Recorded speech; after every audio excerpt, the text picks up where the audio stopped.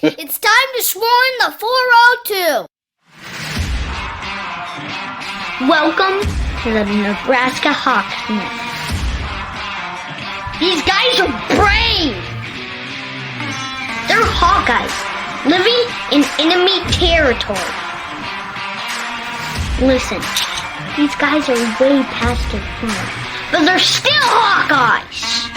They're spreading the Hawkeye hype to all of Nebraska.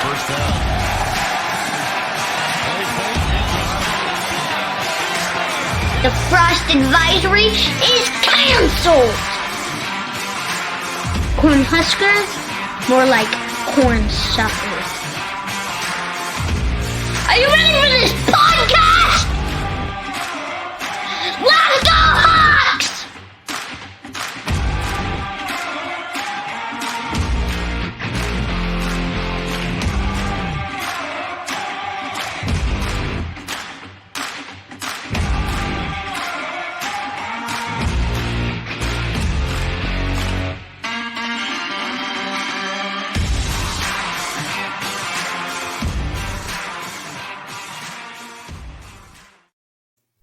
All right, welcome back to the Nebraska Hawk's Nest, your Hawkeye oasis located in the Nebraska desert. It's time for another Swarm the 402 podcast. We're circling back, got to check out our results from last week. Some of us did better than others. The wise guy, Jerry, finished number one out of everyone with, an 8-2 record. So if you were gambling on Jerry's picks, you did okay. I followed him behind Jerry at 7-3, and then old Matty Ice, Matt finished at 5-5, right at 500. So that's 500. That's all right. Yeah. Hey, I've seen ESPN analysts pick a hell of a lot worse than that. So Matt, I wouldn't be too ashamed of that. Slightly worse than Kirk Ferentz overall record. Yeah, he's about 600 now. So he's doing. He is. He's doing better. I'm okay with Kirk. My conspiracy theory, though, is that since you guys lost, you brought in a ringer now, bringing Russ on the podcast. So, yeah, we just gotta want to welcome Russ here and Russell the Muscle coming to the podcast. Welcome, sir. Part of the Nebraska Hawk's Nest. Glad to have you. Thanks for having me. Yeah, heck yeah. I'll try my best. I'll try my best to keep up and not to make Jerry look too bad with my picks this week. Russ is modest. He's probably the greatest college football mind out of all of us. So we've been recruiting him for a long time. We're finally glad to get him on here. So he's going to class this show up a little bit. It needs it a lot. So we're just going to do a recap here real quick. Matt has now new robotic eyes. Just had surgery. He can actually see through all of our clothing right now. It's called X-rated vision. X-rated vision. Matt, I'm sorry. Yeah, I know. I apologize. I don't think Russ is too bad, probably, but Jerry and I apologize. If that's why Matt got surgery, I'm off the podcast. If that was his sole reason for it, So is there like laser capabilities with these bionic eyes now? So I haven't figured out the laser capabilities yet, but it's pretty cool. I had it done Monday afternoon, and my dad drove me and my wife home. We both had it done Monday afternoon, and then we were up at 5 a.m. Tuesday morning, and I drove us back to the clinic, and I could see fine. It's freaking crazy how awesome it is and how well it works and how quick it is. Now, the 4 or 5 hours right after feels like your eyes are literally on fire, which isn't fun. They give you some stuff to knock you out. I had to take 2. So, Jerry, you said you've had that before, right? Yeah, I had it 20 years ago, but it was worth it. They had LASIK back then? Yes, they did. It's been around a long time. They used sharp stones, but they still got the job done. Hammer and chisel. Like on the Flintstones. Yeah, it was like the Flintstones. There was like a bird with a long beak that pecked along, and They say they're to the 100th power now, so it's really fine tuned. And I mean, if anybody's on the fence, I definitely recommend it is not that hard to do. I went from 2250 to 2015. So I mean, if you got the money, I recommend it. So, but don't do That's the buy where one I'm get at, one too. free ice special. So I went to 2015 as well, so I'm with you. All right, Russ, do you have bionic eyes as well, or are you all natural? I do. I had LASIK about 20 years with those sharp stones as well. All right. I was 2012 and a half the next morning after having it. 2012 and a half. 2012 and a half, yeah. Wow. I didn't even know that was an option. I would have Yeah, shot for that had I known that was the mark. You know, that bottom line on the eye chart or whatever, I could see that 15 miles away. Wow. Yeah. Wow. They are bionic eyes. I was waiting for Matt to like get all competitive and be like, well, I was 2012 and a quarter. So anyway. No, I think I have eye envy now because I'm the only one with all natural eyes right now. They're like sitting here all saggy and blurry, and you guys have these beautiful clear eyes now. Jerry got my reference there a little late. Come on, Captain Conservative, stay with us. All right, that's all right. Let's look at the standings, boys. Come at me all you want. All right. So wanted to talk about too. I was actually it was an early birthday present. I got to sit in I was at the MediaCom press box suites at Kinnick against Colorado State this last weekend, which is pretty awesome. Never got to sit up there before, and that was a different experience. I'm sure most Hawkeye fans have not gotten to sit up there, which I hadn't. So I felt pretty lucky to be able to do so. So I recommend highly that if anyone's ever able to do it, you should jump on it. And they have draft beer within an arm's reach anywhere you look. And there's no lines for the bathrooms, and it's phenomenal. So make your requisite movie reference, Adam, for when you got up there and saw the view. I felt like I was Rudy's dad walking into Notre Dame Stadium for the first time, and I looked at my wife and I said, "This is the most beautiful sight these eyes have ever seen." And then we took the field, and I was like, "Oh, like we didn't look so great, but we got the win. That's all I care about." We all took a loss on the spread on that one, though, so. I'll move on. I was going to tell you guys too. I don't know, out of you guys being in Iowa City, everyone listening to this is going to be like, okay, Adam, like we knew about that place 100 years ago, but it's Joe's place in Iowa City. I'd never been in there before, and down by the Ped Mall. Have you guys been there yet? Mm-mm. I It's phenomenal. don't think so. No. It's a must stop. They have a rooftop bar. And I will say it's for maybe a little bit of the older crowd, not so much the college age people. I definitely didn't feel like a skis ball going in there. It was nice. It was a really great bar. It's huge in there too. So next time we make the trip to Iowa City, I finally feel like I'm like, okay, I got an Iowa City bar I can go hang out with, and I don't feel like I'm rubbing shoulders with 19-year-olds. So it's definitely worth it. It's a cool place. I was just going to ask you, Adam, do you normally feel like a sleazeball in other bars when you walk in them, or was just this one made you feel a little different?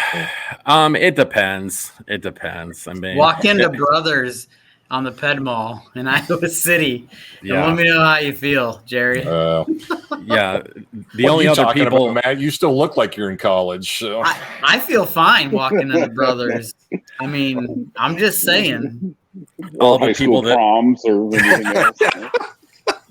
He could if he shaves. If he shaves, he could enroll back in Palmer High School, and they wouldn't bat an eye. They'd be like, home of the Fighting Palms. Matt's son. They're going to reboot 21 Jump Street with Matt in one of the roles. So, I'm all right, in, boys. Let's go.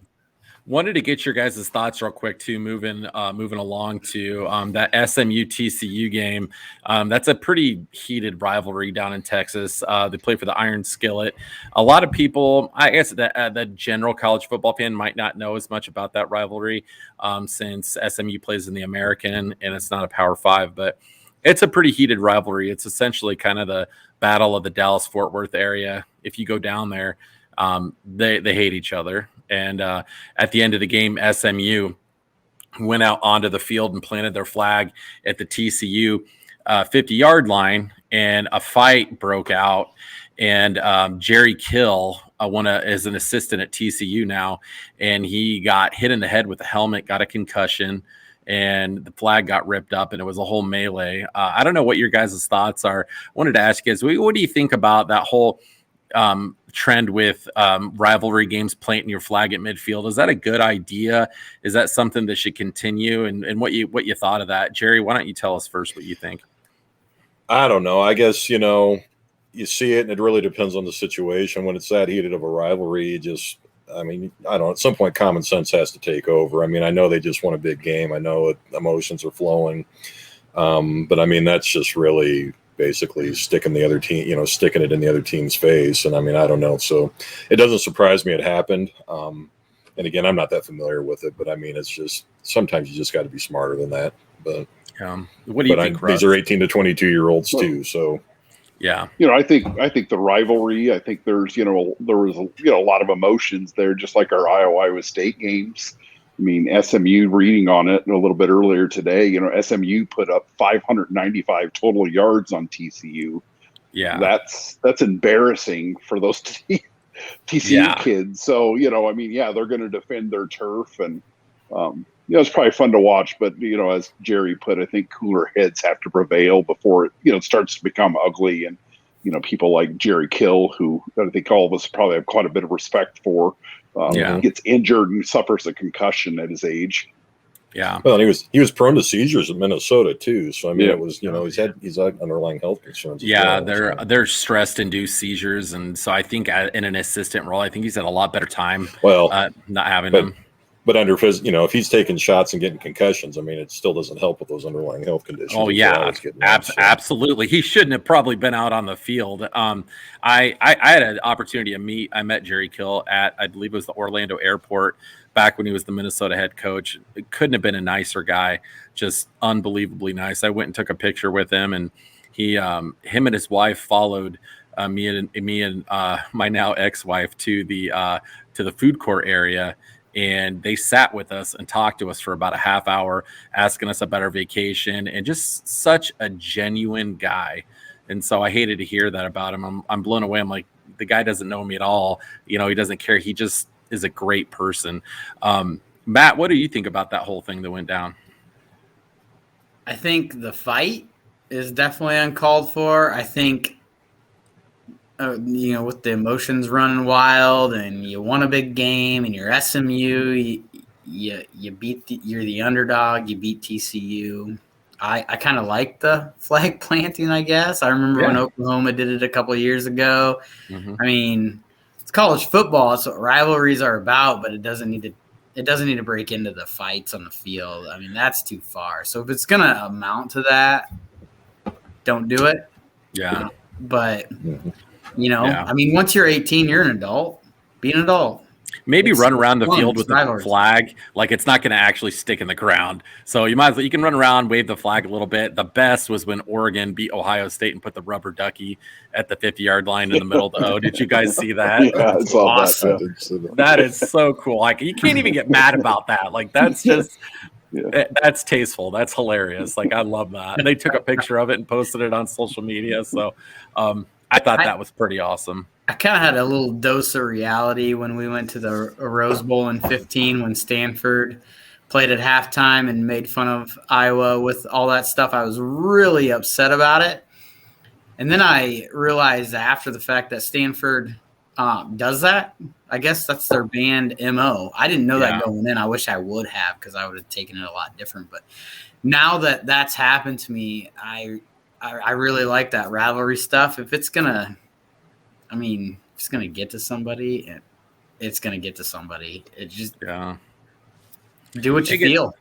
As long as somebody doesn't get hurt, I guess at the end of the day, something like that, I think's fine. But we'll move on. It's always going to be a controversial thing, and whenever you get in those heated rivalry games, there's always going to be a lot of emotions running, and that's the one thing about the Iowa football program is I feel like we generally keep a pretty level head, and we go about our business, we handle it, and we take our rivalry trophy and go off the field at that point. So I know we would take a lot of exception to, like, if Nebraska or Iowa State or Wisconsin planted their flag at midfield, we'd probably freak out.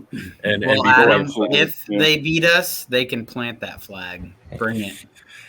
Yeah, I mean, I guess they can. I wouldn't want some of those Iowa linemen getting a hold of me, but that's right at your own risk. Enter at your own risk. Want to circle back to right before we get our picks for this upcoming week, boys. I want to get all of your guys' thoughts on Iowa's game against Colorado State last week. Oh, here we go again. The Matt crack of the beer. That probably blew someone's speaker in their car right now when you just did that. It's like the Mortal Kombat finish them. It's like there's probably foam coming out of people's speakers now from the beer cracking.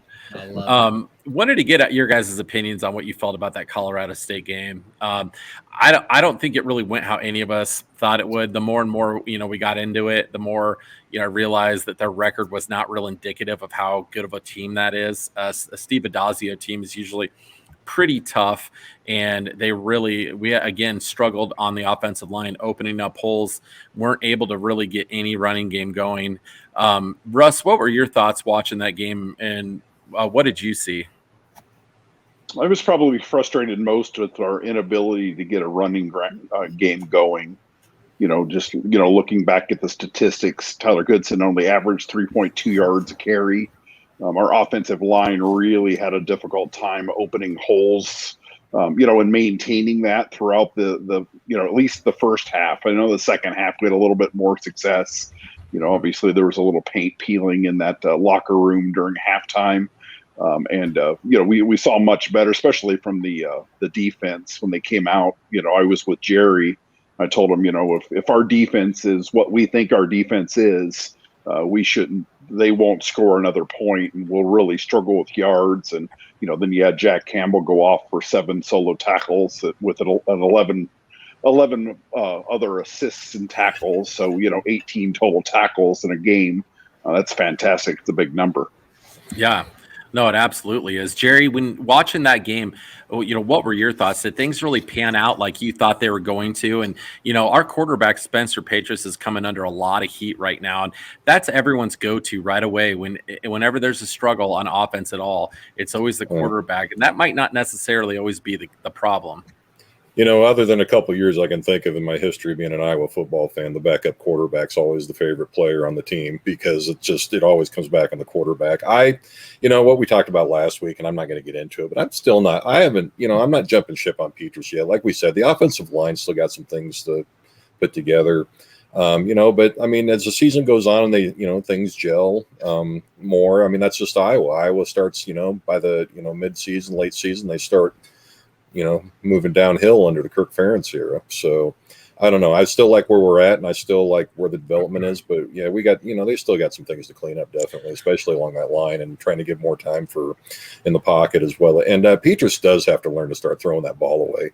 He's eating it way too much. And I mean, I would say that about him. So I can't understand why he hasn't gotten better at that at this point. Like a lot of things, he's getting undeserved criticism. Getting rid of the ball when the pocket collapses is something he has not improved at all at. And we are right now total yards per game last place in the Big Ten. So if we're number 5 in the country and undefeated, and we're continually to hang at the bottom of the conference in yards per game, that's going to catch up to us when we play some quality opponents like Penn State. Wisconsin struggled, but still their defense is stout. They're still Wisconsin. Yeah, they're still going to give us problems. Matt, what were you seeing when you watched the game last week against Colorado State, and do you think we're able to get that fixed? So I guess I can't blame it on Petras. There's a few times where he stared a guy right in the face coming right up the middle and taking the sacks. I mean, you can't, as a starting quarterback in a D1 school, take those. But those were few and far between. He actually had his best quarterback rating probably of his whole entire career last game. I think it was like 168 out of 200, I think is how those go. But I struggle with saying that it's his fault. He didn't have a lot of time in the pocket. The offensive line kind of struggled to gel, which equivalated to the run game as well. You can't have a good run game if your offensive line isn't creating space for you. When it did create space and Goodson hit those holes, man, I mean, they were good for 15, 20 yards a lot of times. And then Petrus to Keegan Johnson. Holy cow, that's going to be going to be magical. Oh, my gosh. More of that. Oh, Keegan Sam looks Laporta, so Luke good. Lachey. I mean, they'll get better. Offensive line will get better. It always does. So people just need to relax. Yeah. I hope those guys grow up in a hurry, but you're right. Keegan looked real smooth out there as a freshman. Woo! He flew down the field. Russ, what did you think about that play? That was pretty beautiful. Well, it's great. I mean, the few times that he connected, I mean, Petrus in the game there with stretching the field, those passes were spot on, perfect. I mean, they were placed exactly where they'd have to be. No defender was going to get to those, so looked great. There were two passes to Keegan Johnson that were just money, right on the dot. And I think that shows that if you give Petrus time, if he has time to throw the ball, I think he, I still have the opinion that he's definitely a good quarterback, but he needs to get rid of the ball when the pocket collapses. So moving forward, and you think now you've been in the game long enough, that's got to start to develop. That clock's got to be ticking internally when that pocket collapses. You got to be ready if you got to throw the ball away. So this Friday night, we got a big one coming up right around the corner. We got the Maryland Terrapins. We're going to be going out to College Park. It's a long trip. Matt and I have made it before. Guys, terrible. Iowa's favored by 4 in this one. So I'm not sure. I'm worried. Again, I'm a worrier. You guys all know that about me. I tend to look for I naturally gravitate to everything negative that could happen. And then that's what gets me all worried. And then I need guys like you to talk me off the ledge and calm me down. So typically that's what you guys do. But Mike Loxley going into season 3 at Maryland. And we're looking at a 7:00 kickoff here on FS1. Maryland's still undefeated.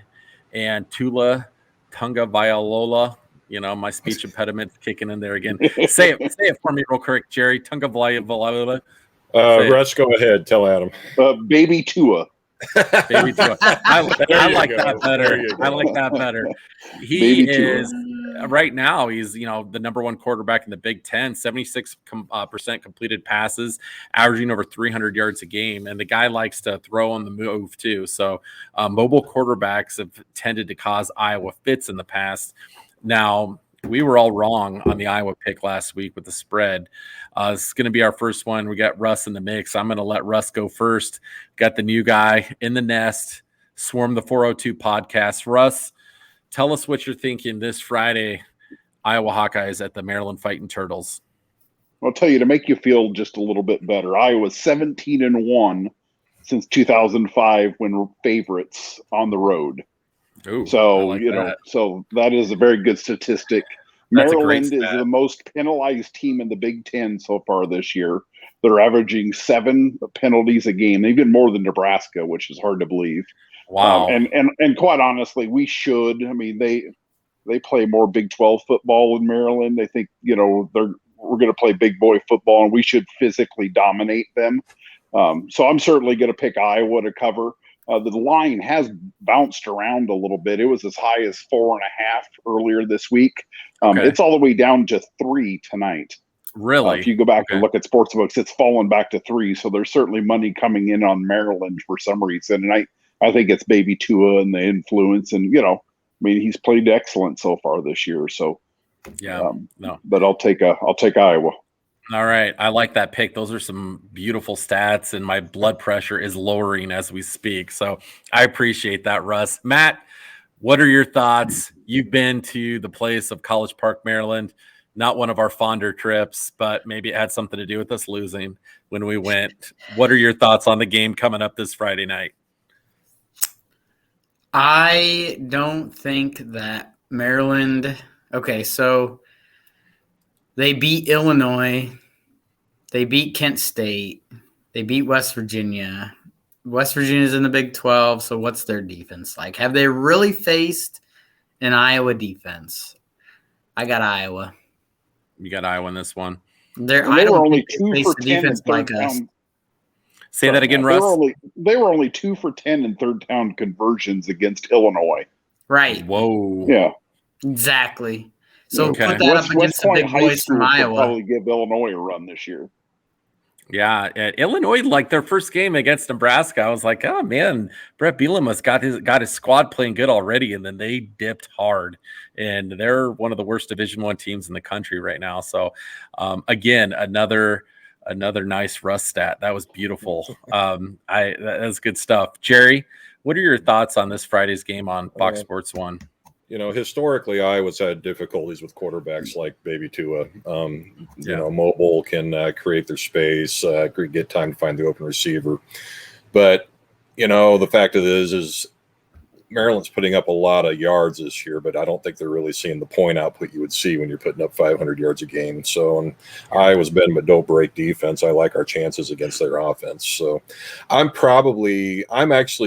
I think it's going to be Iowa, but I think it's going to be closer. And I think our streak of the 25 points or less from our defense could be at risk this week with Maryland at home. But I think Iowa wins it, but I'm taking the points with Maryland. So, okay, all right. All right, you're actually picking Maryland on the spread there. One more thing, if you say that they have that many yards, I think our secondary is going to pick Tula off even more. Yeah, possibly. Yeah, and scrambling quarterbacks like that, when he starts running around the field, he's going to overthrow some passes, and we tend to be in the correct gaps at the right time to pick those off. So I think that's going to definitely be in our favor. And then to reference back to what Jerry said, that bend don't break defense, they'll put up some yards against us, but it's when it gets down into the 25 to 30. Are we going to hold them to a field goal or nothing at all? I believe so. So I'm with you guys with Russ and Matt. I'm going to take the Hawks to beat the 3-point spread. We originally said 4, but like Russ said, it's down to 3 now. So I'm going to take Iowa as well. Russ, did you have something else you wanted to add? I thought you were starting to say something. No, I'm good. Thanks. Okay. All right. So do you guys have anything else you want to cover on that one before we move on? Yeah, basically how the two of you just fell in line with what Russ said. And, I was the only one brave enough to actually have my own opinion on that. So good job, boys. Well, I had my pick before we even started. So, Jerry's all right. You two were just going to do what Russ says. I see what I'm pretty sure is. that my points were different than Russ's. I see how this is going. Everybody's against me now since I don't want to. Conspiracy theory. Don't let me cause the family spat here. Yeah, Russ, Jerry's getting jealous. He's trying to put a wedge in between us all. I guess so. They were mean to me in setup tonight, so just because I beat them last week. So you only tease people you love. That's how it goes. It's only begun, Jerry. I'll only cry for a little bit after this is done. So.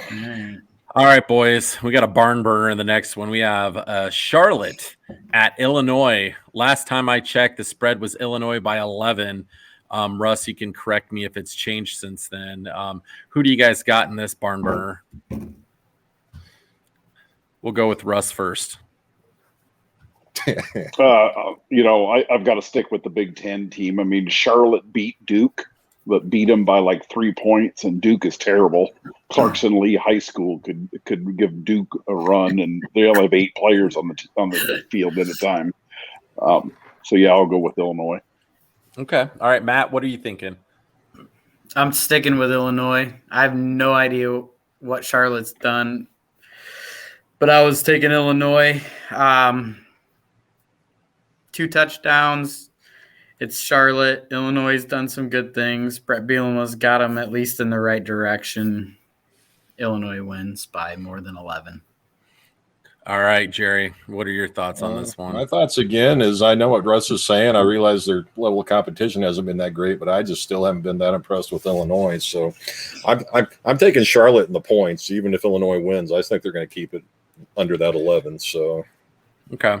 No, I completely agree with Jerry on this one. I'm doing the research that I did. Charlotte's an okay football team. I'm not going to say a good football team yet. They're sitting at 3-1 right now. I think they've shown a little bit more than Illinois has. Illinois might win this game, but I think Charlotte's going to cover, and I put my money on Charlotte right now. I believe Russ will know this. They're the 49ers. Is that correct? They are the 49ers, yep. Okay. All right. That's what I thought. I don't want to ask these other two guys. I asked them if they knew the North Dakota new mascot, the Fighting Hawks, and it was like crickets in the background. They had no clue. I'm like, all right, it's the Fighting Hawks. Like, we'll move on. A really good one. I'm excited to really watch this game. I think it's going to show a lot about both teams. We got Michigan Wolverines with Jim Harbaugh going to Wisconsin. And last time we checked, the spread was Wisconsin by 1.5. So that's pretty much a pick 'em at that point. Like, nobody really knows what's going to happen. Matt, who do you think is going to win between the Badgers and the Wolverines this weekend? All right. I don't think Michigan has had the competition that Wisconsin's had. It's at Wisconsin. You got everybody there, all the fans there. Wisconsin struggled last week against Notre Dame. I think they're going to turn it around. I think Wisconsin's got it, and Michigan hasn't had the competition that Wisconsin's faced yet. All right. I think that's a solid pick. All right, wise guy. Mr. Jerry, what do you think on this Michigan-Wisconsin game? I think Wisconsin is, unless Michigan is absolutely not what we thought they were. I mean, Wisconsin's really been too inconsistent against the level of play. Penn State, they've made their own mistakes, and they didn't look good against Notre Dame last week. So I like Michigan in this game. All right, Russell Muscle, which one are you taking here? Michigan at Wisconsin, point spread 1.5. Good call there, Jerry. Good call, Jerry. I think Michigan rolls in this. They're averaging 290 yards rushing. They've got a fantastic defense. You know, that Blake Corum, their starting tailback, is averaging 6.9 yards a carry for the entire season so far. So I think he probably runs all over Wisconsin. Wisconsin looked bad last week against Notre Dame. And honestly, I haven't seen anything great out of them all season. So I'll go with Michigan. Yeah. I'm gonna agree with you guys on Michigan. I'm gonna be taking Michigan in this one. Wisconsin's defense, I think, is stout. I think they got it together, but their offense turns the ball over a lot. Their quarterback cannot keep the ball in their own hands. A little wild with it still, being a young starter, but Wisconsin's been turning the ball over like crazy and making their defense pull their hair out. So I'm going to take Michigan in this one as well. But again, I could see it going either way, but I'm going to go with the Fighting Jim Harbaughs right now on this one. I think they're gonna pull it out. All right. We got a big one coming up here, boys. The Minnesota Golden Gophers are going to Purdue. Now we got a spread 2.5 in favor of Purdue winning that ball game. Minnesota just lost to Bowling Green. It wasn't pretty. I think a lot of us have expected a lot more out of PJ Fleck. So, Russ, what are your thoughts on this game? Minnesota at Purdue. How do you see this one coming out?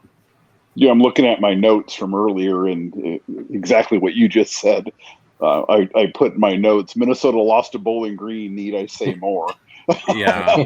I mean, I've got to go with Purdue. I mean, Purdue, that Jake Plummer, 69.5% completion so far this year, 840 total yards and 7 touchdowns in 4 games. They've had a little bit of competition. They played pretty well against Notre Dame. Again, I don't know that we exactly know what Notre Dame is. They had to go out to the West Coast to play Oregon State. Did well out there, so we'll go with Purdue. Okay, Matt, who are you taking in this one? I'm taking Purdue as well. I don't think Minnesota's got what it takes to beat, anyone at this point. Who knows what I guess Minnesota has in the bag, but Purdue has definitely been the more outstanding team and the more – Jeff Brom's a good coach. He's going to have them ready to play. I think Purdue's got this easily by more than 3 points. He is a good coach, but he just never puts it together for a full season with those guys. He'll come in and upset some teams he's not supposed to upset, and then he goes through and loses to a lot of teams. But they'll spread you out and cause a lot of problems for you. I wonder if PJ Fleck's picking up the phone to give old USC a call to see if he can jump ship out of Minnesota, because that boat's sinking right now. Jerry, what are your thoughts on this upcoming game? Basically what you guys have already covered as far as the state of Minnesota. I mean, I think they've had some attrition as well as the seasons went on, losing some players. And I just like Purdue and Jeff Brom, especially at home. And I don't know how you go against Purdue in this game. So, all right. I'm going to echo what all of you said. I'm going to be taking Purdue in this one. I think it's going to be a close game. I think it's going to be an ugly game, but I think Purdue is going to get it done and cover the spread. A very interesting game. We got Ohio State going out to Piscataway, New Jersey to play Rutgers. The spread is Ohio State favored by 15.5. We got Schiano, the head coach back at Rutgers, who was an assistant at Ohio State, knows a lot about how that system works and their schematics, what they do. I'm sure they'll probably change some things around, but Schiano's proven to be a wonderful college football coach. We're going to go right back to you, Jerry. Jerry, what are your thoughts on this game? Again, spread is 15.5 in favor of Ohio State at Rutgers. Yeah, you know what? This is not your father's Ohio State this year, at least for the last few years. But, and I don't know, Rutgers defense, I'm not saying, they're still in the process of turning it around, but I'm not totally against them. And I think with this being at Rutgers and Piscataway, say what you will about the facilities, but I think that Rutgers keeps it underneath that 15-point spread. So I'll take Rutgers in the points. That's a hot take. I like it. I like the Rutgers pick. I've been to Rutgers. I've been to that stadium. It's cool. Very underrated. Awesome fans. Talk about a fan base that's lost a lot. They just don't even care. They're there to have a good time. Those guys can tailgate. I saw the athletic director come out and he did a beer bong out in the parking lot. Then he got in trouble for it afterwards. Like, that AD's committed. Like, should have not gotten in trouble for that. That should have gotten him a raise. That's a man of the people right there. He's beer bonging with the students. Like, you're with the fans. It's freaking awesome. Called recruiting. Yes, I did almost get kicked out of the parking lot because we bought a parking pass for tailgating, and we had an Uber drop us off out in front of the stadium. So we set up all of our drinks and everything in a parking spot, and they have them each individual one. And we had bought one, and the parking attendant kicked us out of our spot because we didn't have a car. I'm like, we bought the spot. I got the tag right here. He even went and got the police. It was a whole thing. It was a whole scene. So Russ, did it work? You stayed, right? You got the drink. You stayed. The police officer said if he's got a pass, you can't tell him to leave. And then So then we were like, let's go. We were ready to have a good time at that point. And then we won. So Russ, what are your thoughts for this week? Ohio State versus Rutgers. Who do you got? Yeah, I'm following Jerry's lead. I don't think I feel pretty good about Rutgers. I mean, they're playing some pretty solid ball. Their offense moves the ball pretty efficiently, both equally in the air and on the ground, a lot of short passes. And they've played some pretty stout defense so far this year. So nice. I haven't seen much great out of Ohio State, so I'll go with Rutgers. All right. Matty Ice, what are your thoughts on the Ohio State-Rutgers game? Ohio State favored by 15.5 at Piscataway. I hear you guys with Rutgers. I do know that they've been playing well, but I also said last week that I didn't think Ohio State could cover a 49.5-point spread against Akron, and they easily did. So I'm taking Ohio State. You can't go against the Zips. I didn't go against the Zips. I said they could cover the spread and wouldn't lose by more than 49.5. Turns out I was wrong. You were wrong. I'm taking Ohio State on this one. I think they're going to beat them by more than 15.5. I wouldn't beat yourself up about that 49-point spread. That's kind of a tough one. I had to think that one through too. But I'm going to go with Matt on this one. I don't think it's going to be a blowout, but I think Ohio State covers the spread just barely and beats Rutgers. I think Rutgers makes it interesting for at least the first three and a half quarters. And I think Ohio State's going to pull away at the end. Rutgers isn't quite there yet. They're on the rise. And I know I speak for a lot of us. I'm so sick of Ohio State. I'd like to see somebody else step up and take that mantle. And I think now is the time where teams like Penn State and Iowa, some of those other programs need to step up and knock them off the perch. And, Michigan's on the rise. So hoping, we can get them knocked off and put them back in their place because they've been too dominant for too long. So, all right, boys, we got, again, back in the Big Ten schedule, Western Kentucky. They are going out to Michigan State, another lovely tailgating spot. Michigan State's favored by 11 points. They are playing well right now, playing some pretty good football. They struggled with Nebraska, but last week. But Nebraska does what Nebraska does and finds a way to beat themselves. Jerry, who do you got in this one? Western Kentucky, Michigan State. Looking at the notes here too, what I took earlier, but I mean, Western Kentucky, I know Indiana's not the Indiana we expected them to be this year, and then with Army as well, but Western Kentucky's put up a fight with some D1 schools here. And the only reason I bring that up is just because Michigan State's got the 11, and if it wasn't for a little tomfoolery on a punt return, Michigan State, we might be talking about Nebraska pulling off the upset. So I don't know. I like Western Kentucky and the points on this one, to be honest, even if it is in East Lansing. All right, Maddie, who do you got on this one? I am going to take Michigan State on this one. I don't know a whole lot about Western Kentucky. I know they've put up some fights with some of the teams they've played this year, so they are a decent team. But after struggling with Nebraska, I think Michigan State turns it around, gets their crap together, and wins by more than 11. I wasn't so sure about the Mel Tucker hire back when it happened, and I guess only time can tell. This is just his second year, but he definitely, like we talked about last week, dominated the transfer portal, got some really good players in there so they could win very quickly. They're buying into the Mel Tucker system, and they seem to be playing really, really well, really quick. Russ, what are you thinking on this Western Kentucky-Michigan State game? Tell you what, Michigan State's been fun to watch this year, right? I didn't do a lot of research on this game, but they're scrappy. Just a lot of energy.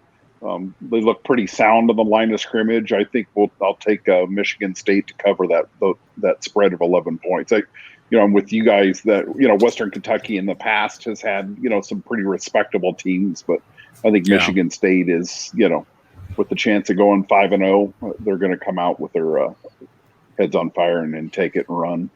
Yeah, I agree with you guys. I'm going to take Michigan State in this one. I just I'm not 100% sold on them yet, but I definitely feel like they're going to cover that spread, win this game, and I think they're definitely moving in the right direction. Mel Tucker might be building Michigan State right back up to where they were before, and they might be another power in the East. So I think a lot of us are really surprised because after watching Michigan State last year, they were terrible. And they are not the same team this year. Very, very different. Very tough Big Ten team. So I'm taking Michigan State in that one. Next, we have Michael Penix Jr. and the Indiana Hoosiers going out to Penn State. Happy Valley. And Penn State is favored by 10.5 points. Penn State, number 4 in the country, jumped us in the rankings last week. It was very interesting. Russ, who are you taking? Indiana at Penn State. The line's actually moved up to 13 tonight, and I still think that's low. Penn State's playing really good football. Sean Clifford, he's like in the top 3 statistics and all the quarterback statistics in the nation right now. Baby Tua is leading the way in many of those statistics, but he's, right behind him. I see this being a blowout. Indiana, I think they're just decimated by injuries right now. So Penix obviously isn't what he was last year. It must still be that ACL's bothering him. So, I think Penn State probably wins by 20 in my opinion. Okay. All right. Matt, what are your thoughts on this matchup? Penix is a turnover case. Penn State's playing really good football. Penn State, like Russ just said, I think 13 is a low number. I think Indiana doesn't have it put together. Penn State. All right, wise guy, what do you think on this one? Like we said, a 13-point spread, Russ says, now moved up to tonight. Well, and I remember Russ was over at the Indiana game, and I remember him talking after the game and him saying that, Penix just didn't look like himself even to start versus what he looked like last year. And, Indiana's just not panning out the what everybody thought they would, whether it's a sophomore slump, whatever it may be. But I don't know how you go against Penn State right now, especially at home. So, I'd take Penn State with that spread and go with it as well. All right. We are all taking Penn State. I think, like Russ said, I think it's going to be not like last year when these two played. Last year when Penn State and Indiana played, that was like the Michael Penix coming out party. He had that play at the very end of the game when he dove to the end zone and scored that touchdown to win at the last second. And Indiana was really off to the races at that point, and the Indiana hype train was created. So I think, like you guys said, that train has been derailed. And I definitely have Penn State winning in a pretty large fashion in this one. The last one, we got our favorite team of all time, the Nebraska Cornhuskers, led by Scott. Frost advisory canceled. Going against the Northwestern Wildcats. It's going to be in Lincoln at Memorial Stadium. They might call it Memorial Stadium because that's where college football has apparently gone to die. Matt, who do you got in this one? Northwestern or Nebraska's favored by 10.5. This is, again, one of those years. It's like Northwestern's really good for a year, then they're terrible, then they're really good, and then they're terrible. This is looking to potentially be one of those terrible years, maybe. But will Nebraska find a way to step on their own feet and lose this one again, Matt? What do you think? Pains me to say it. It really does, but I haven't seen anything good out of Northwestern. They have struggled on everything. And I know Nebraska struggles on the offense, but their defense has come a long ways. I can't. Help me God, I take Nebraska over that spread. Yeah, it's tough. You feel like you need to wash your mouth out with soap after picking Nebraska. I may go right now. You better take a big swig of that adult beverage you have there, and alcohol kills germs. So maybe he's already taken too many of them, making that pick. So yeah, maybe it might be a hot take. Jerry, what are your thoughts on this game? Are the Cornhuskers going to get it done in Lincoln? You know what? I said it last week, and I'll say it again this week.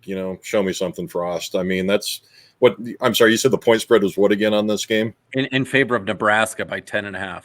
Yeah, and I take the fighting Fitzies with the points. Until Nebraska shows me something, they've showed too many ways that they can snatch defeat from the jaws of victory of late. And yeah, I still stand by last week. Show me something, Frost, and then we'll see.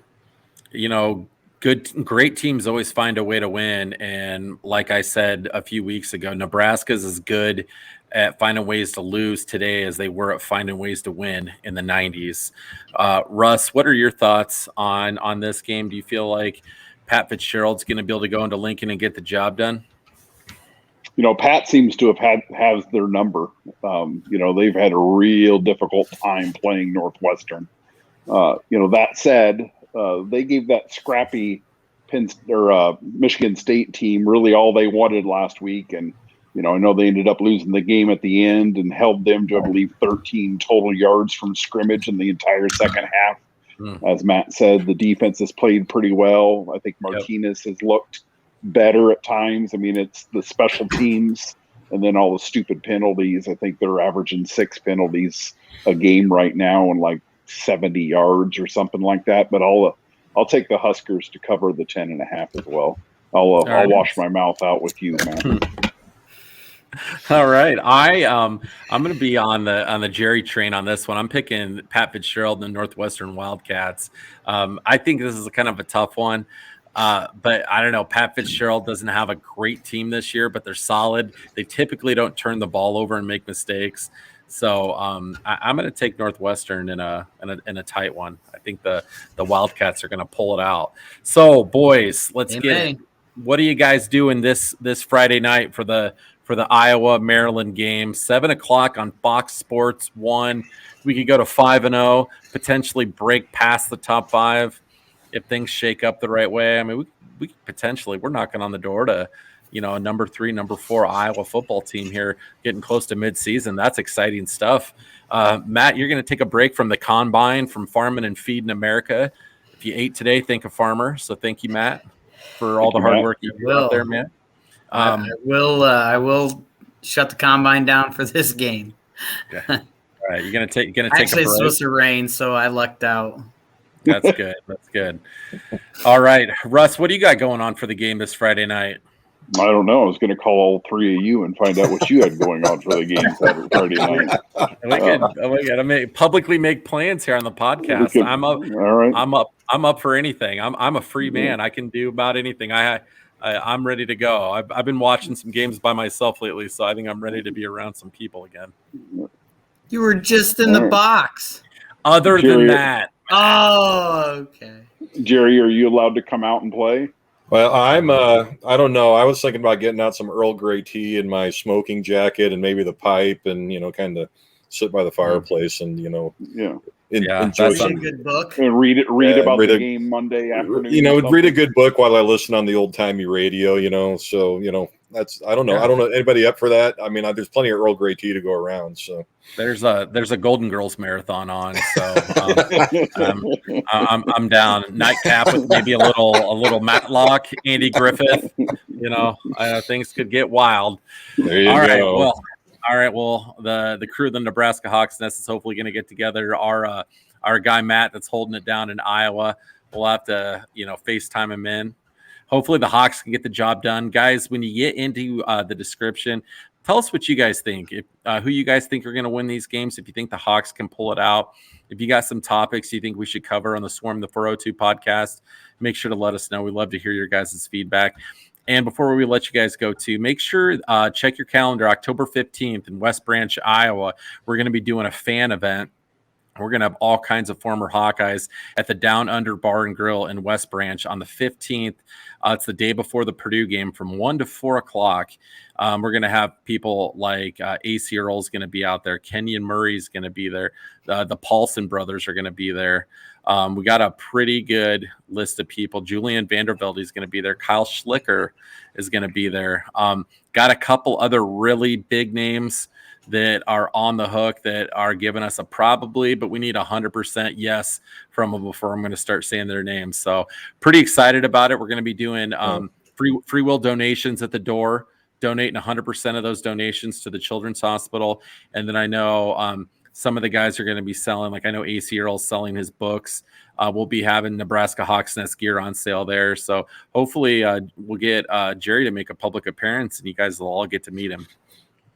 I don't know. We'll see. I'm kind of like, Matty Ice will be there. Well, I was going to say, Matty's going to be there, and Matty Fever is sweeping the nation after that podcast, that first episode. So, yes, you named off a lot of names, but let's not forget the eye candy. So, yeah, I had a Nebraska Hawks Nest shirt on tailgate, and I had 2 or 3 girls come up to me and be like, "Oh my gosh!" And then they tap me on the shoulder and they go, "You're not Matt." And they walked away. I'm like, all right, cool. They're going to be really disappointed when they figure out that I'm not very tall. Okay, it's okay, man. It's okay. That's all right. All right, guys. Had a lot of fun talking college football with you guys again. Guys that are listening, make sure to hit the like and subscribe button. Let us know what you guys think, and we'll be coming back to you with another one of these again. But until we meet again, boys, we always end it with a Go Hawks. Go Hawks. Go Hawks. Go Hawks. All right, beat the Terps.